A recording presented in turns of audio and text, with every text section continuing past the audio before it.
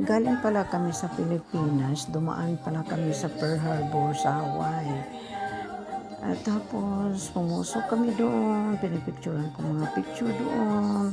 Tapos, may story ako narinig na Japan secret weapon daw, yan daw ang mga Japanese. Pumunta kami doon sa lugar na doon, daming namatay mga sundalo, and then yung isursa na, and then, ngayon, part na yan sa barko na binumbahan nila, na nalunod, ang dami daw mga sundalo dyan namatay, tapos dami pa daw, yan ang mga tao listahan na namatay dyan na lugar, like, ang iba nakuha, ang iba wala, yan, part yan sa mga barko na lunod dyan sa loob. Tapos yan ang mga listahan sa taong namatay dyan.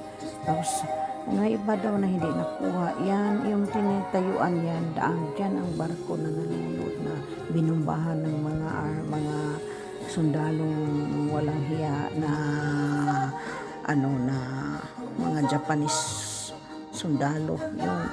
Ano, every time na pumupunta yung mga tao dyan sa Pearl Harbor, dumalaw dyan talaga magrespeto sa mga na memory sa mga tao as mga sundalong na mamatay dyan banda.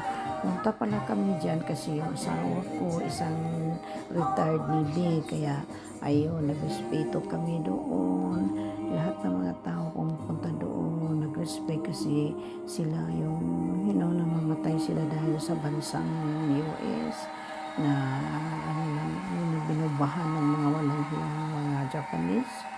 Yan yan ang before sa storm, yan ang daw niyan, yan ang unang wave, na second wave ng nila, pagbomba nila, yun. Yun ang daming namamatay dyan, kaya kawawa mga sundalo. Yan ang tingnan ninyo, ganda talaga pag pumunta kayo dyan. Parang daming doon pumupunta.